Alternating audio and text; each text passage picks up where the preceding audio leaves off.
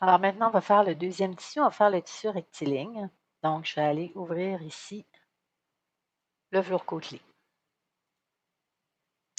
Donc, pour le velours côtelé, ce qui va être important, c'est que les traits, en fait, des côtes, c'est surtout ici qu'on va avoir un raccord à faire parce qu'en largeur, il nous reste juste à respecter là, la largeur de la côte. Et d'emblée, je peux voir que les lignes ne sont pas parfaitement verticales ni de ce côté-ci, ni de ce côté-là. Donc, je peux faire sortir mes règles, CTRL-R, pour faire apparaître ici les règles sur le côté. Puis si je mets des lignes guides, je peux voir là, à gauche et à droite, là, je peux voir que ce n'est pas parfaitement vertical. Donc, je vais avoir un petit travail de correction à faire. Ici, j'ai un défaut qui est quand même assez apparent. Donc, encore une fois, je vais venir enlever ça d'emblée. Je n'ai pas besoin là, de tester ça pour savoir que ça ne fonctionne pas. Donc, je vais aller ici, puis je vais me placer dans le milieu d'une grosse côte, OK, pour essayer de ramener ça ici dans le milieu d'une grosse côte pour que ça se raccorde parfaitement au niveau des largeurs. Je veux quand même garder la répétition gros, petit, gros, petit, gros, petit tout le long. Donc, je fais OK. Ensuite, je vais ramener ici ma ligne repère à l'intérieur. Donc là, ce que j'essaie de voir, quelle est la réparation que je vais devoir faire. Si je fais un zoom un petit peu plus rapproché, oups, je peux voir ici que mon espacement est plus grand ici que là. Puis de ce côté-ci, j'ai un petit espacement ici, puis j'en ai pas beaucoup là.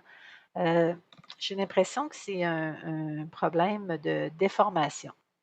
Donc, je vais aller ici dans Images. Je vais aller dans, excusez-moi, dans Édition. Avant, je vais sélectionner. CTRL-A, je sélectionne tout. Et ensuite, je vais aller ici dans Transformation.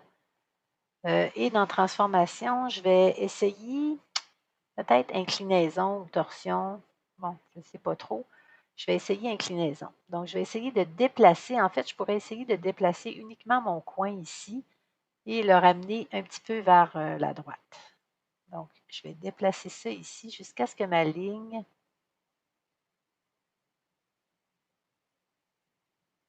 c'est vraiment des petites poussières, là.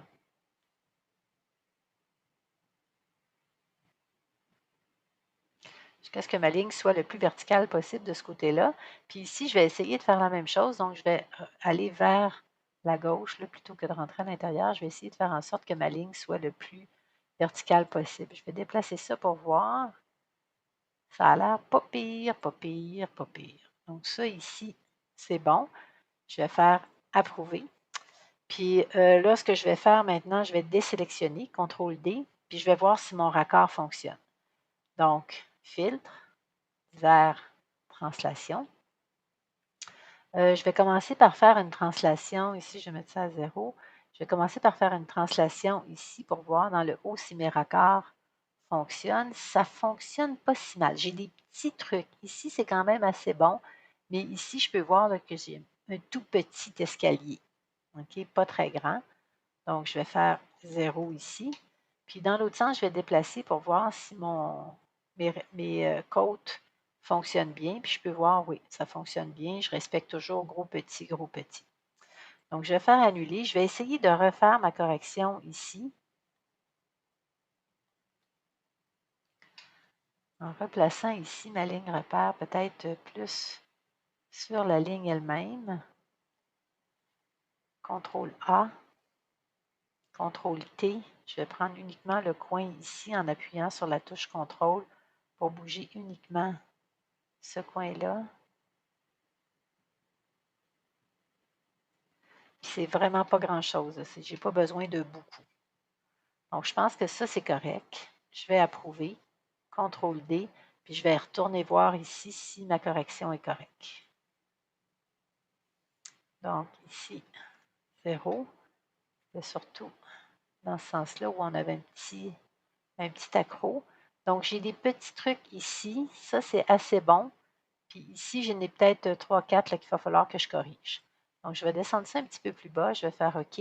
Puis là, je vais essayer de corriger, en fait, directement ici sur ma ligne là, pour essayer d'enlever cette partie-là. Un des trucs que je pourrais faire, c'est vraiment de réduire ma tuile puis de conserver uniquement la portion qui fonctionne. Étant donné que c'est un motif qui se répète quand même puis qui est assez régulier, je n'ai pas besoin d'avoir là, toute cette quantité-là de côte. Donc, je pourrais utiliser ici mon outil, pas déformation, mais recadrage, puis aller me placer ici dans le milieu de ma grosse côte, à peu près dans le milieu, tout ici, comme ça. Donc, si je viens faire ici, je regarde, ça fonctionne bien. Si j'essaie de faire mon filtre, ici, translation. Donc, si je me déplace ici verticalement, là, je ne vois plus de raccord. Puis si je me déplace horizontalement, je peux voir que je respecte toujours une grosse côte et une petite. Je vais faire OK. Je vais aller tester ça ici. Je débloque avec l'outil de déplacement, clic et glisse pour amener ça sur Illustrator pour essayer de faire un test. Je glisse ça ici dans mon nuancier. Oups, il n'est pas rentré dans le nuancier. Ah oui, il est rentré. Ici. Je vais le mettre à la fin. Ça, je peux supprimer. Donc, je vais faire ici un grand encadré et je vais faire mon remplissage. Et je peux voir que ça a l'air vraiment d'être rempli là, avec un velours côtelé. Donc, je suis satisfaite. Évidemment, je n'ai pas réduit mon tissu cette fois-ci. Je pourrais le réduire aussi à travers ici la mise à l'échelle, mais la mise à l'échelle uniquement du motif. Donc, si je pourrais faire 50%.